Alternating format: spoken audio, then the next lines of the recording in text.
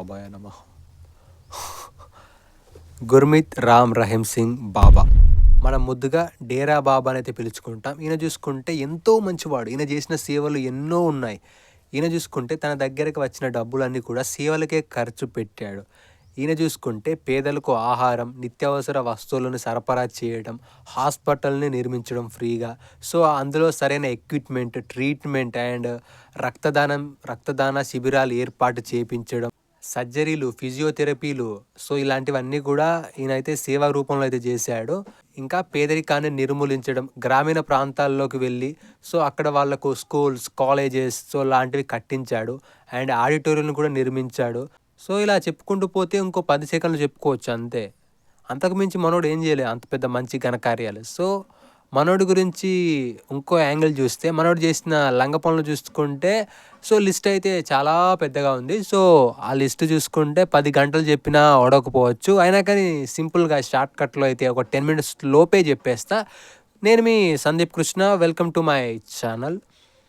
డేరా బాబా చూసుకుంటే ప్రపంచంలో ఎవరు క్రియేట్ చేయలేని రికార్డులు క్రియేట్ చేశారు మనోడు చూసుకుంటే ఇప్పుడు ఎవరికైనా ఒక విద్యలో ప్రావీణ్యం ఉంటుంది. బట్ మనోడికి చూసుకుంటే సకల విద్యలు ఆరితేరినవాడు, సకల విద్యలు అవపోసన పట్టినవాడు మనోడు. नेशनल स्टाइल कबड्डी है, बैडमिंटन है, लॉन टेनिस है, शॉटपुट है, हैमर थ्रो है, जेवलिन है, डिस्कस है और बास्केटबॉल है. ఇన్ని గేమ్స్ నేషనల్ వైడ్గా ఎప్పుడు ఆడాడు, ఎప్పుడు గెలిచాడు? ఐ థింక్ నైట్ కలలో కావచ్చు మేబీ. కానీ మనోనికి నిజంగానే కొన్ని కళలు ప్రావీణ్యం అయితే ఉంది. సో అవేంటంటే, is a famous dancer, successfully singer, under rated actor.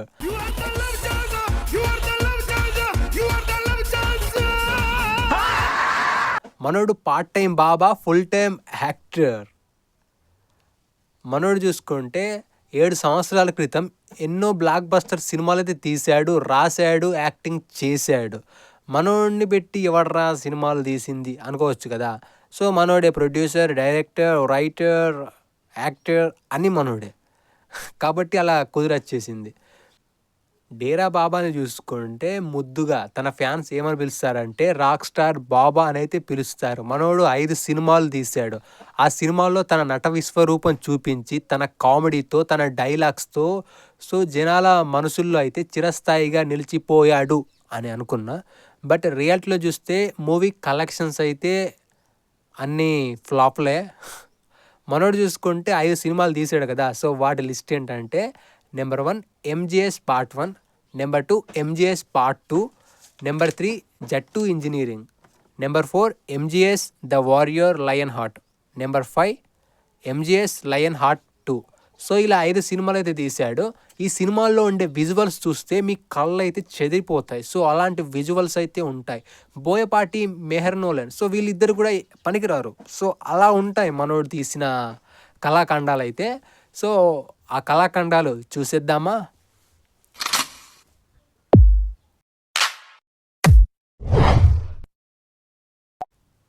ఇప్పటి వరకు బైక్ గాల్లో ఎగురుతుందని ఎక్కడా కూడా వినలేదు, చూడలేదు. I really appreciate it. రాజమౌళికి ఇలాంటి ఐడియాస్ ఎందుకు రావు మరి? అలా వస్తే ఈ పార్టీకి ఎప్పుడూ హాలీవుడ్ వెళ్ళేవాడు మనోడు రాజమౌళి.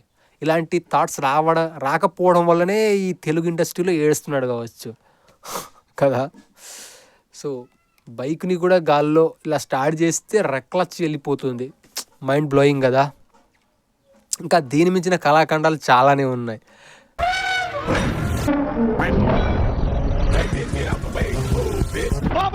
ఇండియాలో చూసుకుంటే పెద్ద పెద్ద హీరోలు అండ్ చిన్న చిన్న హీరోలైనా యానిమల్స్తో ఫైట్ చేసి సో వాటిని ఓడిస్తారు. సింహాలు, నక్కలు, కుక్కలు, పందులతో అయితే పోట్లాడతారు కదా. మనోడు చూసుకుంటే ఏనుగునే మట్టి కరిపించేస్తాడు. సింగిల్ హ్యాండ్తో లేపి అటు అవతల ఇసిరేస్తాడు మనోడు. సింగిల్ హ్యాండ్తో ఏనుగునట్టు పడేస్తాడు. వాట్ ఏ యాక్షన్ ఎపిసోడ్ కదా. మీకు కూడా నచ్చింది కదా. డేరా బాబా చూసుకుంటే ఇంకా ఎన్నో కళాఖండాలు అయితే ఉన్నాయి. 5 సినిమాల్లో సీన్స్ అయితే చాలా వరకు అయితే ఉన్నాయి. సో వాటిని అన్నిటి గురించి మాట్లాడి కాపీరైట్ స్ట్రైక్స్ కావచ్చు, క్లైమ్స్ కావచ్చు, వీడియో లెంత్ కావచ్చు పెంచాలని అనుకోవట్లేదు. సో అసలైన టాపిక్లోకి వెళ్ళిపోదాం. The story of Dera Baba cheating the people. ఈయన చూసుకుంటే 1967 ఆగస్టు 15న రాజస్థాన్లోని గంగానగర్ జిల్లాలో శ్రీ గురుసార్ మీడియాలో జన్మించాడు. ఇతని తండ్రి మగర్ సింగ్, ఈయన ఒక భూస్వామి. సో మనోడు పుట్టుకతోటే రిచ్ కిడ్. అంటే భూస్వామి అంటే రిచ్ కిడే కదా, రిచ్ పీపులే కదా వాళ్ళు. గుర్మిత్ సింగ్కు 7 సంవత్సరాలు ఉన్నప్పుడైతే వాళ్ళ నాన్న మగర్ సింగ్ అయితే సో అతన్నైతే తీసుకెళ్ళాడు ఆ డేరా ఆశ్రమంలోకి అయితే తీసుకెళ్ళాడు. సో మనోడు అక్కడనే కొన్ని సంవత్సరాల పాటు అక్కడనే కొంచెం సేవ చేయడం కావచ్చు, సో ఆశ్రమంలో భక్తులతో అందరితో కలిసిపోవడం కావచ్చు, సో కొంత ప్రత్యేకంగా అందరి దృష్టి తన మీద పడేలా అయితే చేసుకున్నాడు. ఆ తర్వాత చూసుకుంటే డేరా బాబా పెద్దయ్యాక కొన్ని ట్రాక్టర్లు నడపడంతో సహా ఉద్యోగాలు చేయడం సో లాంటివి అయితే చేసేవాడు. రెగ్యులర్గా అయితే ఆ డేరా ఆశ్రమంలోకి అయితే వచ్చి సేవలు అయితే చేస్తూ ఉండేవాడు మనోడైతే. ఒక బహిరంగ సభలో షా సత్నం సింగ్ డేరా ఆశ్రమం గురువు, సో అతనైతే నా తరువాతి వారసుడిగా గుర్మిత్ సింగ్ని నియమించబోతున్నా అని అయితే ప్రకటించాడు. అతనికి హుజూర్ మహారాజ్ గుర్మిత్ రామ్ రహీం అనైతే పేరు పెట్టాడు. ఈ రామ్ రహీం 23 సెప్టెంబర్ 1990లో 23 సంవత్సరాల వయసులో అయితే నాయకత్వం అయితే వహించాడు మన డేరా బాబా ఆ ఆశ్రమంకి అయితే. సో 23 సంవత్సరాల వయసులోనే సో కింగ్ అయిపోయాడు ఆ డేరా ఆశ్రమంకి. ఆ తర్వాత పెళ్లి చేసుకోవడం, నలుగురికి సంతానం ఇవ్వడం, సో ఇవైతే టకాటకా అయితే అయిపోయాయి. మనోడు చూసుకుంటే ఒక అమ్మాయిని అయితే దత్తత తీసుకున్నాడు. ఆమె హనీ ప్రీత్ సింగ్. ఈమెనైతే 2009లో అయితే హనీ ప్రీత్ సింగ్ అయితే పేరు మార్చాడు. అంతకుముందు చూసుకుంటే ఆమె పేరు అయితే ప్రియాంక తన్ జాను అనైతే పేరు ఉండేది. సో ఆ పేరునైతే హనీ ప్రీత్గా అయితే మార్చేశాడు మనోడైతే. ఆ తర్వాత 3 హాస్పిటల్, 10 స్కూల్స్, కాలేజెస్ నిర్మించాడు. డ్రగ్స్, ఆల్కహాల్, వ్యభిచారానికి వ్యతిరేకంగా పోరాటాలు చేశాడు.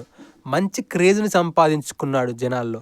హర్యానా, పంజాబ్లో అగ్రకులాల వారిదే ఆధిపత్యం. మిగతా జాతుల వాళ్ళు ముఖ్యంగా దళితులను హీనంగా చూసేవాళ్ళు.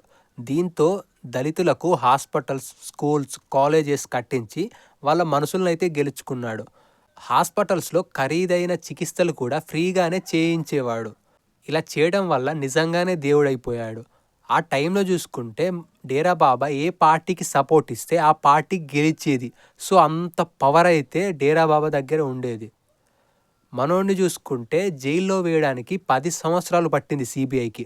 సో ఇన్ని సంవత్సరాలు పట్టడానికి కారణం ఏంటంటే మనోడికి పొలిటికల్ పవర్ ఉంది కాబట్టే అంత లేటుగా అయితే పోలీసులు సిబిఐ కేసు నమోదు చేసి 2 అమ్మాయిలు కేసులు పెట్టడం వల్ల సో ఆ కేసుల్ని పరిశీలించి సో ఆశ్రమంలో 5,000 మంది బెటాలియన్తో రైడ్ చేయడం వల్ల సో అక్కడ కొన్ని సంచలన విషయాలు అయితే బయటపడ్డాయి. కొన్ని అస్థిపంజరాలు దొరికాయి.